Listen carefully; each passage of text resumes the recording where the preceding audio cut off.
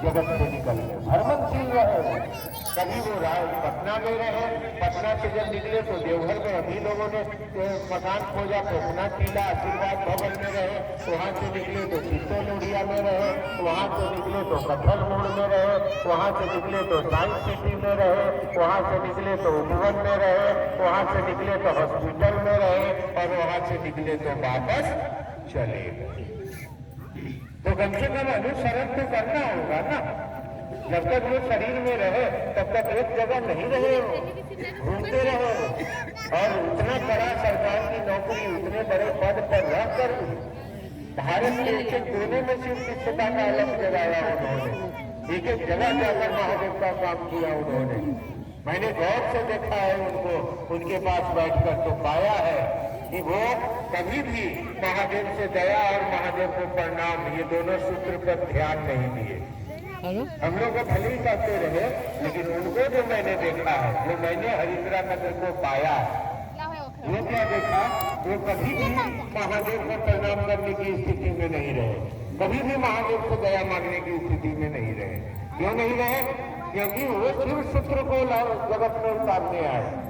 मैं देखा सुबह जब वो जागते थे 7 बजे, 6:30, 7 बजे उनकी नींद खुलती थी और माथे के पास एक बेड सूच लगा रहता था। वो घंटी बजती थी, किचन में आवाज हो जाती थी कि साहब जाग गए।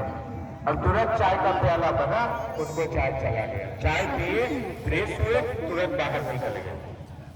बाहर आए, हम लोग सौभाग्यशाली रहे हैं कि 5 साल 10 साल तक उनका गाँव छूने का मौका हम लोग को मिला शुरू में। जो बाहर जब आए बैठे और शिष्यों से मिल गए, 8 बजा, सारे गुरु भाई पुराने आने लगे, शिव चर्चा की बात शुरू हो गई, कहाँ क्या चल रहा है बात शुरू हो गई, महादेव का काम कैसे बढ़ेगा शुरू हो गई। बढ़ गया 11, वही बैठे बैठे नाश्ता किए। फिर जो बाहर से लोग आए उनसे मिलते मिलते उनका 3 बज गया। 3 बजे फिर गुरु भाई 4 बजे गुरु बहनों को विदा किए। फिर थोड़ा सा भोजन अवकाश हुआ, खाए, 2-4 1-2 रोटी खाते क्या थे वो। उसके बाद फिर अपने शयन कक्ष में गए, 1-2 घंटा विश्राम करने। जब वहाँ गए तो वहाँ से वो कहाँ निकल गए, नेपाल, पटना, बम्बई, फैजाबाद, यूपी, मध्य प्रदेश। फिर शाम में वो बाहर निकल गया, गुरु भाई बहन बैठे रहे, शिव चर्चा शुरू हो गई। फिर रात में वो 11, 12, 1 बजे शयन के लिए जाते थे। जब गए तो फिर वो निकल गए दूर दूर दराज इलाकों में। शरीर सोया रहता था।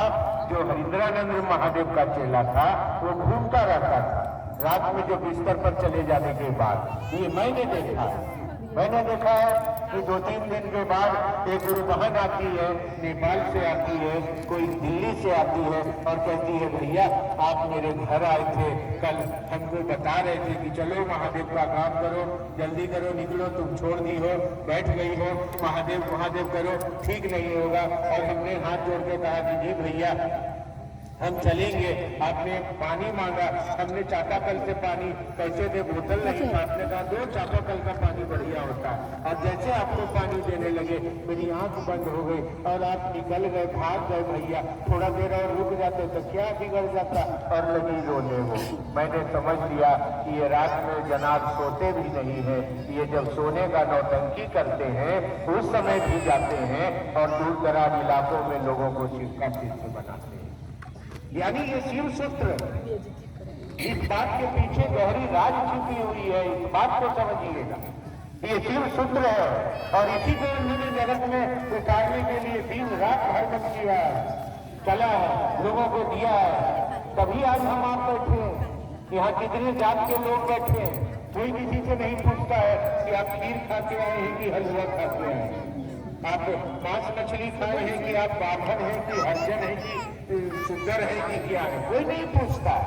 दूसरे जगह पर वो लग जाएगा।